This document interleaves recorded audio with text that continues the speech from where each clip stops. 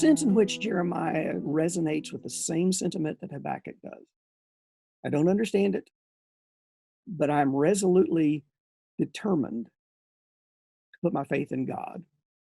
I don't know why this has occurred, but I know God is my Father, and He still cares for me and loves me.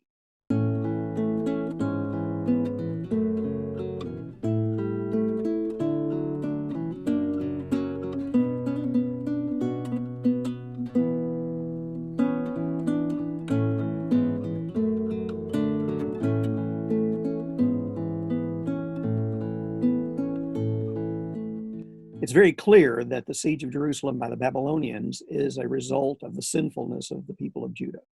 We're not always informed specifically in the Bible when these kind of or why these kind of things occur. Now, admittedly, some of them are described as occurring as a result of the sinfulness of humanity. But if you consider the story of Genesis, for instance, the 7 years of plenty and 7 years of famine, nothing in the narrative says as to why there was going to be 7 years of famine. God doesn't say anything about being punitive or not. And of course, the book of Job wrestles with a lot of this kind of question, why is this happening?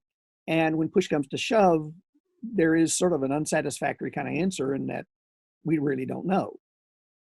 Jesus certainly indicates in Luke that he talks about those on whom the Tower of Siloam fell. Do you think that they were sinners beyond all of those others in Jerusalem? But he says, no, that's not the case.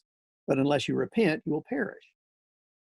My philosophy is that without some inspired directive to inform us as to why something has happened in our lives, it certainly ought to at least prompt us to do some introspection. Is there anything that I did, or is there anything that we did to bring this on? And it may be the case that we can identify something and hence make some correction and adjustment. On the other hand, there may be something that we can't really identify as to why something is happening.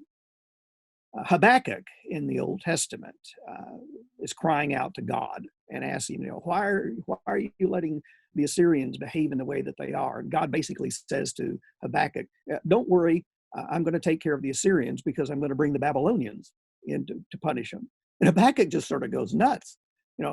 They're worse than the Assyrians. How can you do that? And Habakkuk wrestles with the justice of God. But one of the affirmations that God makes is the righteous shall live by his faith.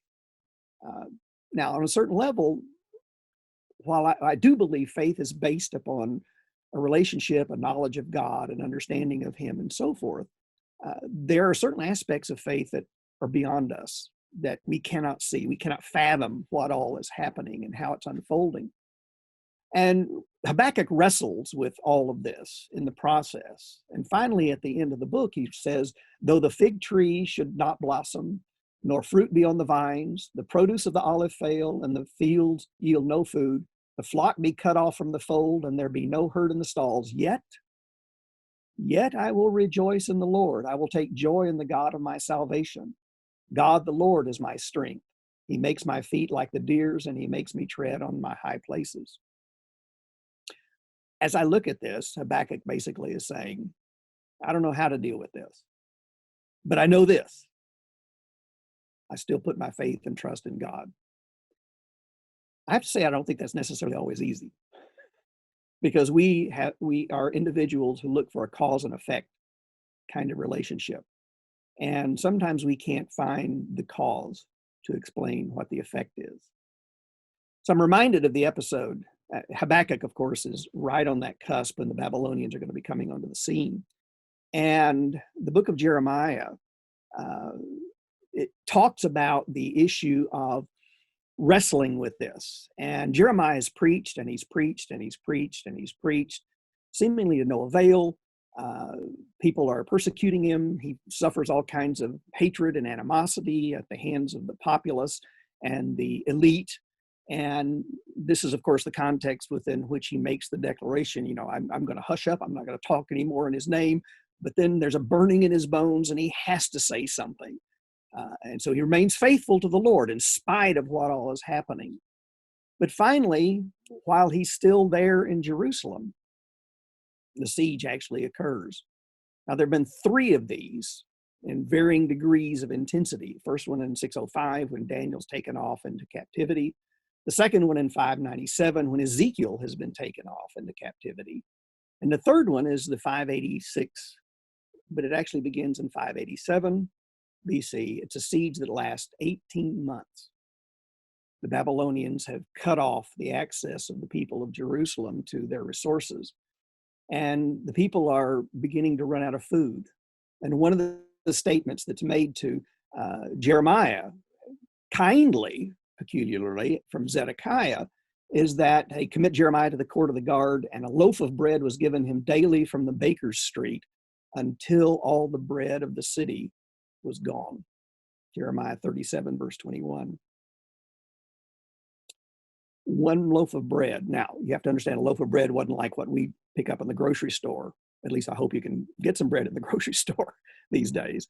But it would be sort of like a small potato roll or dinner roll or something like that. And to have one of those a day. But eventually, we have the description in Jeremiah 52, verse 6. On the 9th day of the 4th month, the famine was so severe in the city that there was no food for the people of the land. They'd run out of food. This is where archaeology can come into the narrative. There are discoveries in Jerusalem that show the effects of the battle, arrowheads that are embedded in ruins and so forth. But one of them really is, and it speaks to this famine. It speaks to this dearth of food resources, and the panic kind of thing that people have felt. You can only imagine when the grocery stores are empty. It's not just a few shelves are empty, but they are empty, and there's nothing to eat. What are people going to do? Well, in the excavations in the old city of David, the archaeologists came upon an elite house on the slope of the city of David. And one of the things that they discovered and found was a toilet seat. And here is a picture of the toilet seat. And you can readily tell that's exactly what it is. It's designed in such a way to receive our waste. And archaeologists are bizarre sorts. Now, mind you, I'm an archaeologist, and Dr. Guy knows how bizarre I can be. But we love trash, okay? Trash is sort of the domain of our existence, because trash remains are the remains of people's disposal. And there is not a selectivity typically that characterizes trash. Whereas in our houses, there tend to be sort of a selectivity of what we have, but in the trash remains is sort of static. And in the excavation of the latrine associated with these toilets, the archaeologists went nuts, and this interdisciplinary kind of study began to unfold, where they were looking at the pollens and they were looking at the parasites and all of this. And in that upper layer of the debris in the latrine, now remind you, there is this layering effect, as you can imagine the depositions to occur. In the upper layers, there was no evidence of legumes or wheat or barley or lentils.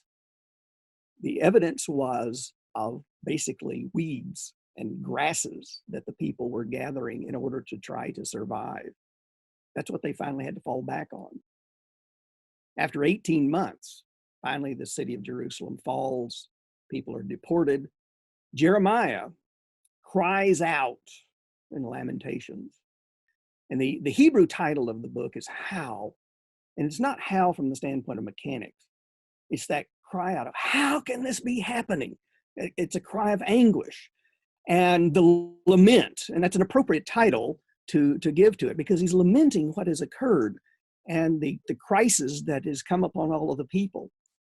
And he says, Lamentations beginning chapter 3, verse 16, he has made my teeth grind on gravel and made me cower in ashes. And you can almost hear him talking about that end of the road, grinding on gravel and cowering in ashes. Now that may be figurative, but on the other hand, it may be literal. He may have been eating food that had sand in it and sort of grinding the sound of the teeth and everything else. My soul, he says, is bereft of peace. I have forgotten what happiness is. So I say, my endurance has perished, so has my hope from the Lord. Remember my affliction and my wanderings, the wormwood and the gall. My soul continually remembers it, he says, and is bowed down within me. But this I call to mind, and therefore I have hope. The steadfast love of the Lord never ceases. His mercies never come to an end. They are new every morning. Great is your faithfulness. The Lord is my portion, says my soul. Therefore I will hope in him. There's a sense in which Jeremiah resonates with the same sentiment that Habakkuk does. I don't understand it, but I'm resolutely determined to put my faith in God.